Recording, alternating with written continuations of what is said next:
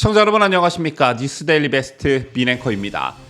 좌파 정당과 노동계 간부 등이 해외에서 접선한 북한 공작원의 지시를 받고 제주 등의 지하 조직을 만들어 반미 활동 등을 해온 혐의로 공안당국의 수사를 받고 있는 것으로 확인이 됐죠. 아마 많은 국민들께서 이 같은 소식을 전해 들으시고 적지 않게 놀라셨을 거라 생각하는데요.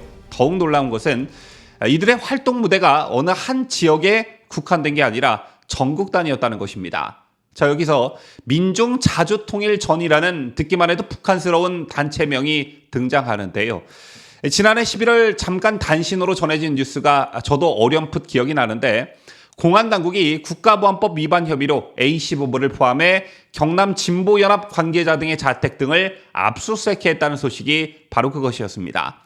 자, 그런데 당시 압수수색 영장에는 이들이 2016년경 민중자주통일 전의를 결성해 북한의 지령을 받고 활동했다는 혐의가 기재된 것으로 전해졌습니다.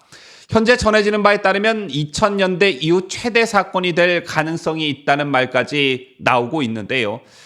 공안당국은 현재 창원을 비롯해 제주와 전주에서도 국가보안법 위반 사건을 수사하고 있는데, 수사 대상에 오른 이들은 창원 3명, 제주 3명, 전주 1명 등 현재까지 7명인 것으로 파악이 됐고, 이 중 창원 사건의 경우 전국 단위의 조직으로 파악하고 가장 중대하게 보는 것으로 알려졌습니다. 그렇다면 이들이 받고 있는 혐의는 뭐냐?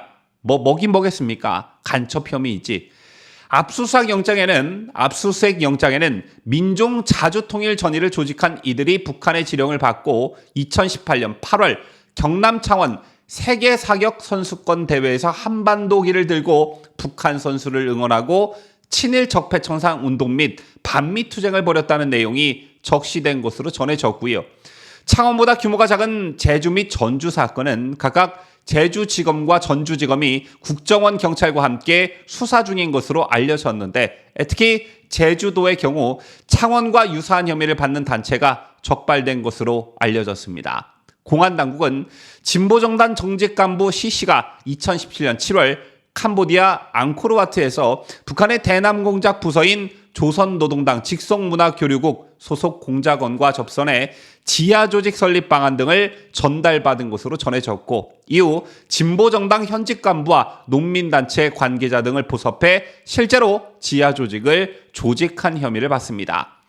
자, 여기서 히읗, 기역, 히읗이라는 한글 초성이 등장하는데, 이건 조국 통일 한길을 수행하는 모임이라는 의미의 한길회에서 초성을 딴 것으로 경찰은 보고 있습니다. 자, 그리고 중요한 사실 한 가지, 이런 지하 조직을 결성한 이들이 실제로 북한의 지령을 받고 이를 파악해 북한에 보고했다는 사실인데요. 자, 이들은 지난해 10월까지 북한으로부터 5차례에 걸쳐 민노총사나 4.3통일위원회 장악, 반미 자주화 투쟁 확대, 주체 사상 등 선전 확대 같은 지령을 받고 일부 지령은 이행했다고 북한에 보고한 것으로 알려졌습니다. 국정원은 지난해 11월과 12월 용의자 3명에 대한 압수수색을 통해 북측 지령문을 확인했다고 하고요. C씨가 2017년 7월 북측 인사와 통신한 사실도 파악했다고 합니다. 즉, 이들의 간첩 활동을 입증할 만한 증거가 이미 확보됐다, 이렇게 보여집니다. 제밖에도 전북 전주에선 전북 민중행동 대표 D씨가 2013년부터 5년간 이메일을 통해 중국에 있는 북측 관련 인사에게 시민단체 동향 등의 정보를 제공했다는 혐의와 관련해 수사가 진행되고 있다고 합니다. 참 어마어마하죠. 자, 일단 밝혀진 사실을 토대로 예상을 해보면 지금까지 혐의가 포착된 지역은 제주, 창원, 진주, 전주 등 4곳이지만요. 자, 이 같은 성격의 지하 조직이 전국에 걸쳐 구축이 됐다, 이렇게 봐도 무방할 듯한데, 비슷한 일들이 창원, 전주 등에서 연쇄적으로 일어났다는 데 주목할 필요성이 있어 보입니다. 자, 일단 방식을 보면 해외 접선, 그 다음에 지하 조직 구축, 그 다음에 반미 반정부 투쟁의 수순, 이건데, 자, 이번 사건 말고도 2021년 8월 적발된 이른바 청주 간첩단 사건도 이런 수순을 밟았지요. 그렇다면 이들이 북한으로부터 받은 지령은 무엇이었을까요? 구체적으로 지난 청주 간첩단 사건 때 알려진 바에 따르면 이들이 북한으로부터 받은 주요 지령 중 하나가 F-35 스텔스 도입 반대 운동을 전개하라, 이거였다고 하죠.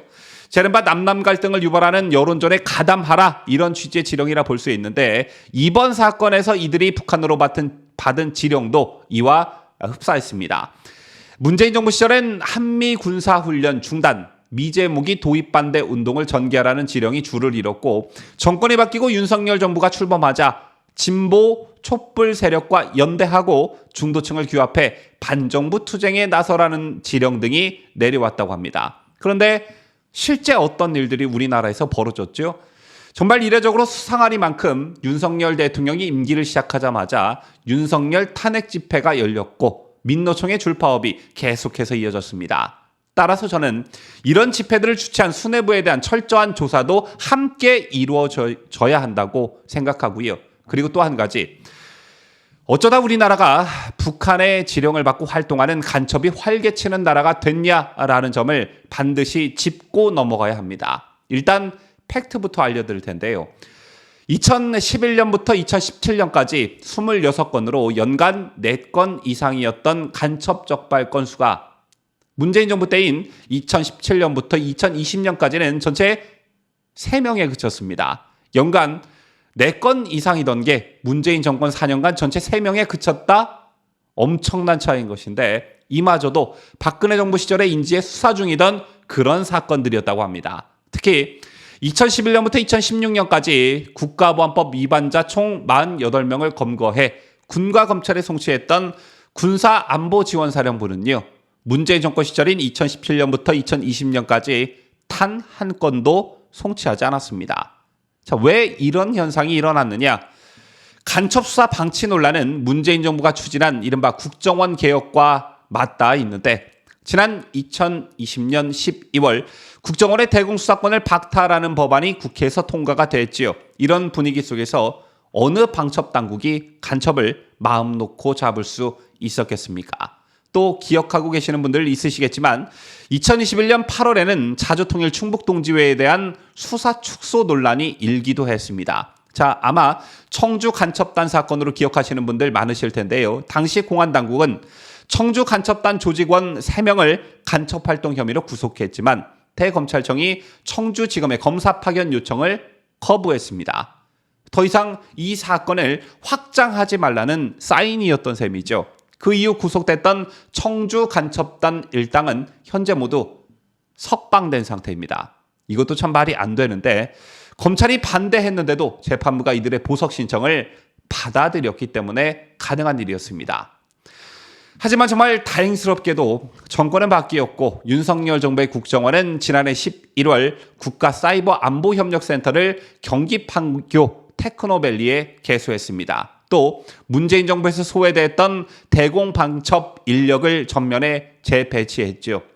이런 분위기 속에 방첩 당국이 윤석열 정부 취임 이후 국가보안법 위반 혐의에 대한 수사를 재개했고 실제 최근 앞서 전해드린 그런 성과들이 나오기 시작한 것입니다. 그런데 앞으로 1년 후면 수십 년간 쌓인 국정원의 대공수사 노하우가 사장될 위기에 처해 있습니다.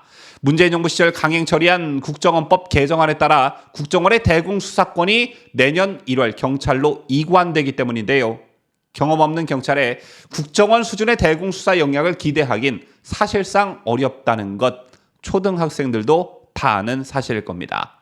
부디 이번 사건을 계기로 이런 잘못된 국정원법 개정안에 대한 국민들의 경각심이 확대됐으면 하는 바람을 가져보면서 뉴스를 마칠까 합니다. 지금까지 저는 자유대한민국을 수호하는 뉴스데일리 베스트 민앵커였습니다.